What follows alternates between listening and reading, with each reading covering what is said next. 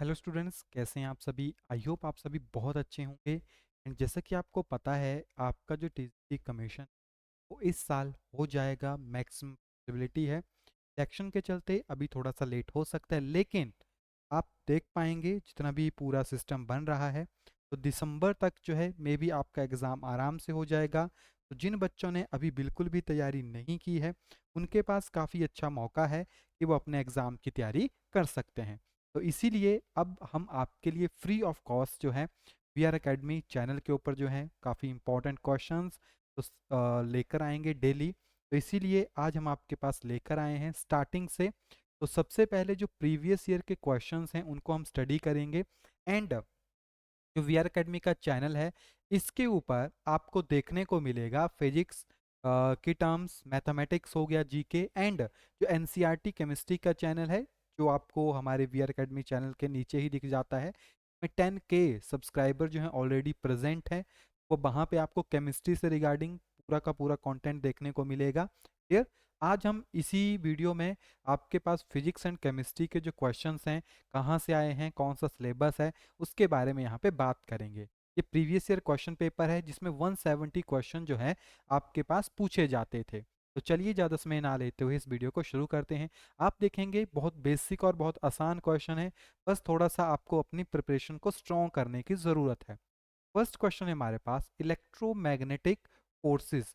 तो आपको पता है electromagnetic forces basically coulomb forces आप मान सकते हो, जो कि आपके पास attractive as well as repulsive होती है। बहुत आसान क्वेश्चन है। नेक्स्ट है the order of magnitude of a number. यानी आपके पास 0.5 और 5 के बीच में आपको वैल्यू लिखनी होती। यानी अगर आप इसको 1:10⁻1 भी लिखेंगे तो आपके पास ये वैलिड होगा। यानी बी जो है इसका राइट आंसर है आपके पास। क्लियर। नेक्स्ट है हमारे पास a ball is dropped from height h, the velocity attained by ball just before reaching the ground is. जब कोई बॉडी, तो आपके पास जैसे v² minus u² is equal to 2as, इसका आप यूज़ कर सकते हैं। तो आपको पता है जब भी किसी बॉडी को ड्रॉप किया जाता है तो यानी जो इनिशियल वेलोसिटी है वो ज़ीरो हो जाती है ना। और एक्सेलेरेशन g में कन्वर्ट हो जाता है और s जो है वो h में कन्वर्ट हो जाता है। तो अगर v की वैल्यू निकालनी होगी तो v is equal to √2gh, है ना। सिंपल सा क्वेश्चन है आपके पास। नेक्स्ट है आपके पास a force of 4 newton make an angle 30 degree with X axis. Y component जो है आपका उसको मेजर करना है, वाई कंपोनेंट। ठीक है। तो जैसे साइन कॉस टैन करके आप निकाल सकते हो, म्यू साइन ऑफ थीटा। ठीक है। एंड साइन 30 वन 1/2, है ना। तो साइन 30 के साथ आ जाएगा ये। तो 1/2 × 4, यहाँ से कट जाएगा 2 न्यूटन। बहुत आसान क्वेश्चन है ये। तो right answer is option number A. Which of the following is a vector quantity. देखो, ये स्केलर है, ये भी स्केलर है, ये भी स्केलर। वर्क, एनर्जी, पावर सारी स्केलर क्वांटिटीज होती। एंगुलर मोमेंटम जो है आपके पास एक वेक्टर क्वांटिटी है। ओके। नेक्स्ट है हमारे पास the working of a rocket is based on the principle of. Rocket जो है वो न्यूटन के सेकंड और थर्ड लॉ यानी कंजर्वेशन ऑफ मोमेंटम के ऊपर वर्क कर। तो डी जो है इसका राइट आंसर। ठीक है। नेक्स्ट है हमारे पास acceleration of a body moving with a constant speed. ठीक है, स्पीड कांस्टेंट है तो एक्सेलेरेशन की क्या वैल्यू आपके पास आएगी। और जब बॉडी सर्कल में घूमती है आपके पास तो वो किस तरह की वैल्यू आपके पास एक्वायर करेगी, आर ओमेगा स्क्वायर। ठीक है। डी जो है इसका right answer. A man pull a bucket out of a well a mean of rope. वो बाहर निकाल रहा है। ठीक है। Work done by the man, जिस साइड को वो खींचेगा वो भी उसी साइड को आपके पास आएगी। पॉजिटिव वर्क डन है। Moment of inertia of solid sphere of mass 5 kg and radius 1 metre. ठीक है, रेडियस आपके पास दिया, मास भी दिया गया। तो समीशन करके आप निकालते हो moment of inertia. The right answer is half kg/m²। Angle between equatorial plane and orbital plane of a geostationary satellite. ठीक है, जो जियोस्टेशनरी सैटेलाइट होते हैं तो दोनों ही इसी प्लेन में घूमती हैं इस तरह से। तो 0 degree. Bulk models for perfectly rigid body. अगर आप देखो ना, ये टैट वाले क्वेश्चन डाल दिए थे टीजीटी में, यानी इस टाइम का जो कमीशन था वो काफ़ी इजी था, बल्कि टैट के पेपर टफ आते थे। Clear? C is the right answer, infinite होता है। टू रेन ड्रॉप पे आपके पास रेडियस 0.5 mm, 1.5 mm किसी मेटल सरफेस के ऊपर गिर रहा है, जिसकी वेलोसिटी जो है आपको यहाँ पे बतानी है, रेशियो ऑफ देयर वेलोसिटी। ठीक है, तो इसका राइट आंसर होगा ऑप्शन नंबर सी। नेक्स्ट है हमारे पास liquid and gases are heated by the process of, तो जो आपके पास है कन्वेंशन के थ्रू जो हीट की जाती है। नेक्स्ट है हमारे पास spherical black body with radius 12 centimetre, radiated 450 watt power of 500 Kelvin. If the radius V halved and the temperature double, the power radiated in watt would be, कितनी power जो वहां पे वो रेडिएट कर पाएगा, 1800। ठीक है। नेक्स्ट है आपके पास डिग्री ऑफ फ्रीडम से regarding question, degree of freedom of A mono atomic, ये 3 आता है, 3 जो है इसका right answer. A long spring is stretched by 2 centimeter. Its potential energy is U. If the spring is stretched by 10 centimeter, potential energy stored in it will be, तो इसके अंदर वो होगी 25 U। अभी हम इनको प्रॉपरली का सोल्यूशन नहीं कर रहे हैं, सिर्फ आंसर बता रहे हैं। अगर आप चाहते हैं कि इनका प्रॉपर सोल्यूशन भी लाया जाए तो आप बता दीजिएगा, नेक्स्ट वीडियो में उसको लेके आएंगे। The speed of sound in air is affected by the change, बहुत कॉमन सा क्वेश्चन है आपके पास। ठीक है, speed of sound, amplitude, wave frequency या टेम्परेचर, टेम्परेचर से जो है वो चेंज करती हैं, बाकी फ्रिक्वेंसी हो गया, वेवलेंथ, एम्पलीट्यूड से चेंज नहीं। Capacitance in farad of a spherical conductor just like a earth, assume कर सकते हो 1.1 into 10 Is it possible to have a positively charged body at zero potential, potential difference, negative potential, all of these? Is it is possible to have a positive charged body at zero potential, कि अब हो सकता है, नहीं हो सकता है। ठीक है, तो all of these. The resistance of wire is 5 ohm at 50 degree Celsius, 6 ohm at 100 degree Celsius. The resistance of wire at 0 degree Celsius will be, तो जीरो के ऊपर उसकी कितनी आपके पास जो वो रेजिस्टेंस होने वाली है, ठीक है, वो होगी 3 ओम।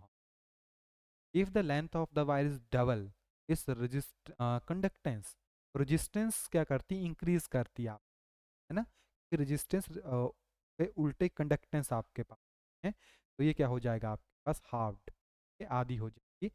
अगर वायर की जो लेंथ है आपके पास डबल की जाती है, जो कंडक्टेंस है वो आधी हो जाती है, बी हाफ्ड। टू सेल है आपके पास 1.25 वोल्ट 0.75 पैरेलल, उनको कनेक्ट किया गया है। आपको उनकी इफेक्टिव वोल्टेज जो है वो कैलकुलेट करनी है, 0.50 वोल्ट जो है इसकी आपके पास वैल्यू होगी। The time period of change for charged particle undergo circular motion in a uniform magnetic field is independent of its, वो इंडिपेंडेंट होता है उसकी स्पीड के।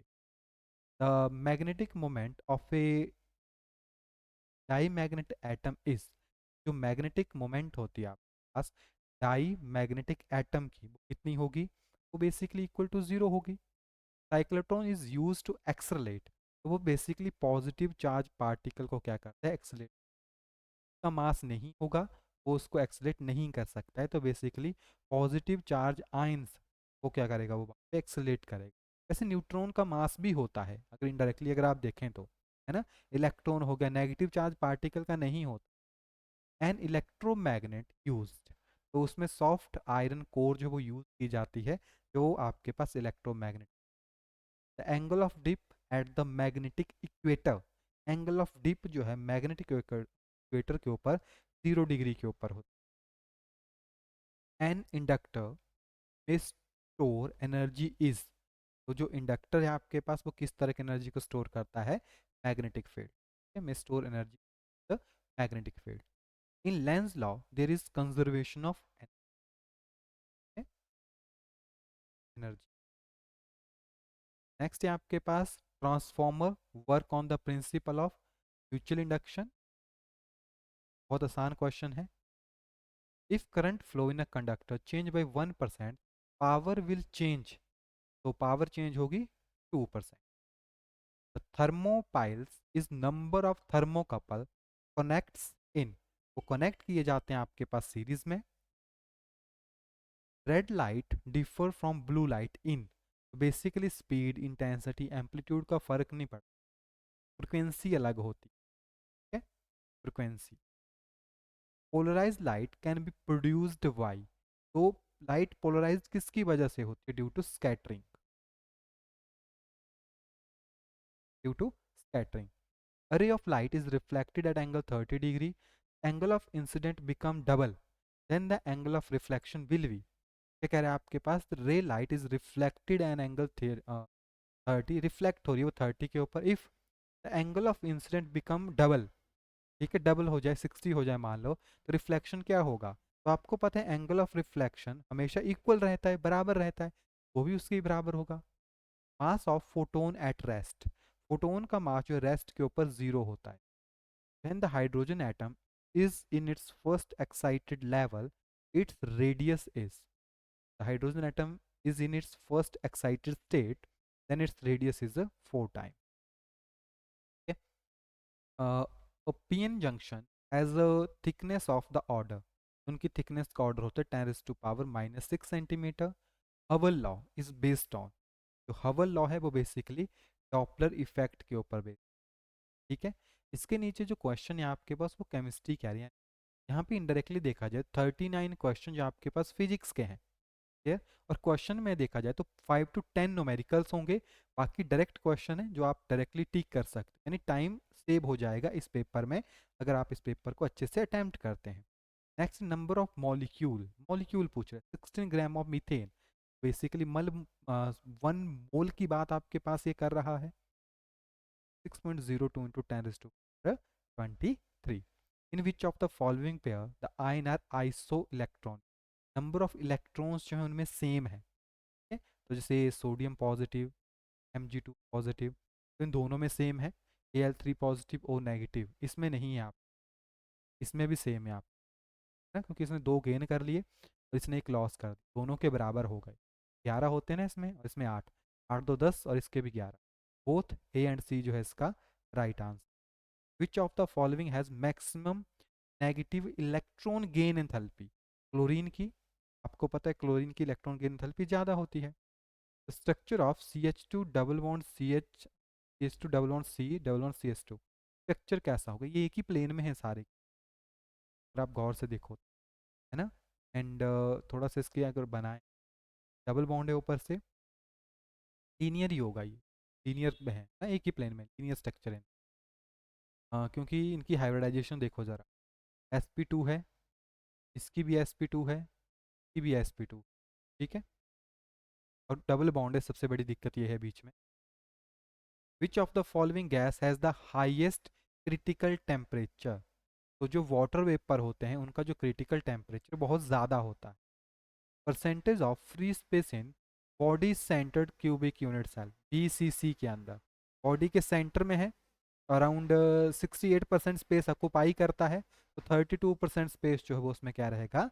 खाली रहेगा। सी जो है इसका right answer. Free energy change for reversible reaction at equilibrium is, equilibrium के ऊपर फ्री एनर्जी चेंज जीरो होता है। विच of the following is the weakest acid, sorry base, weakest base कौन सा है आपके? NaOH भी बेस है, ये भी बेस है, ये भी बेस है, NH4OH जो है weakest base. Oxidation state of Cr in K2Cr2O7 निकाल लेंगे, K के ऊपर +2 ऑफ एक्स माइनस इक्वल टू से आएगा, 4 को परे साइड लेके जाओ, 7 - 5 +5 +6 आएगा ना, +6 जाके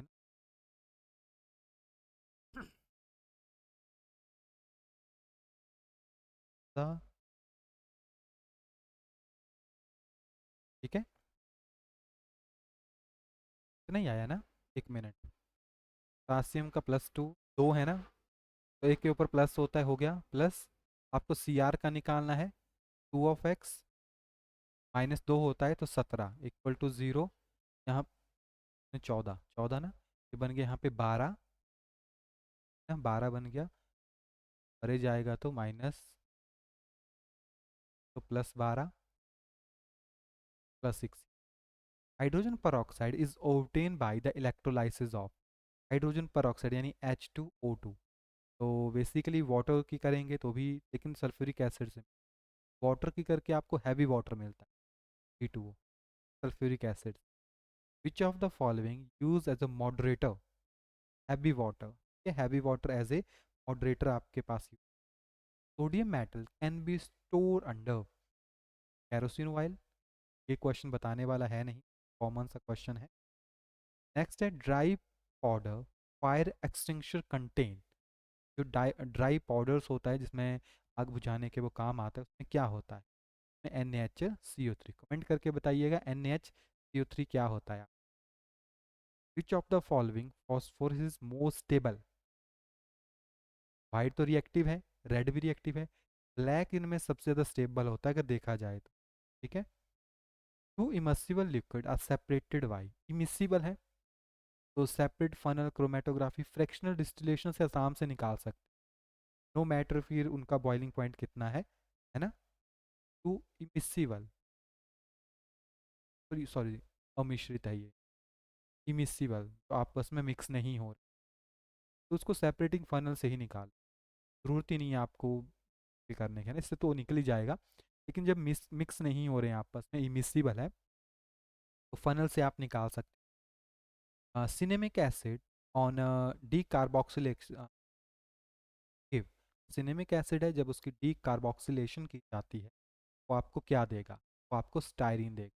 ठीक है। Most abundant water pollutant, detergent, pesticide, industrial waste या oil spill? Most abundant the industrial waste. ठीक है, industrial. Number of carbon atom in a unit cell of diamond, diamond की जो यूनिट सेल है, अब डायमंड में बेसिकली sp3 हाइब्रिडाइजेशन होता है। अगर डायमंड का स्ट्रक्चर देखेंगे में अराउंड 8 होते हैं। काउंट ऑफ फैक्टर और ए solute that associate in solution, associate का मतलब होता है लेस देन 1। ठीक है, डी। नेक्स्ट है आपके पास the potential of hydrogen electrode at pH 10, potential of hydrogen electrode, वैसे तो जो हाइड्रोजन इलेक्ट्रोड का स्टैंडर्ड होता है आपके पास -0.59, स्टैंडर्ड हाइड्रोजन इलेक्ट्रोड उसका 0 होगा। 60% of first order reaction was complete in 60 minutes. 50% of the same reaction would be complete approximately in 45 minutes. Okay. In which of the following Tyndall effect is not observed? यानी किसमें आपको Tyndall effect नहीं मिलेगा? Mulls में मिल जाएगा, suspension में मिल जाएगा, sugar solution में नहीं मिलेगा, true solution. Which of the following is not an ore of aluminium?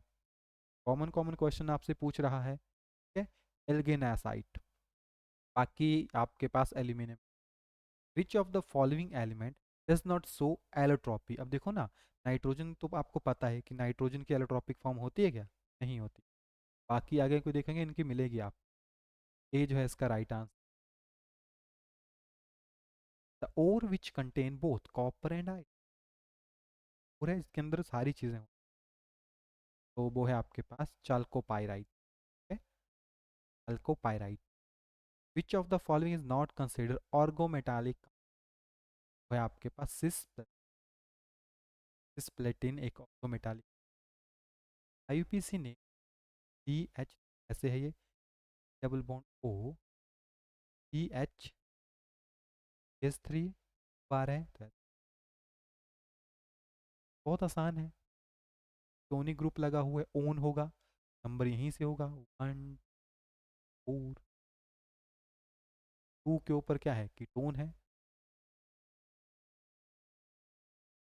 सिर्फ एक ही है जो 2 वाला बता रहा है, बाकी यहाँ देखने की जरूरत ही नहीं है। 3 मिथाइल, नाम तो चलो छोटा लिखा हुआ लेकिन कोई इशू नहीं है। 3 मिथाइल ब्यूट एक, 246 ट्राई नाइट्रोक्लोरो वाटर, 246 ऐसे 6। हाँ यहाँ पे तो ये हो जाएगा आपके पास देन फॉर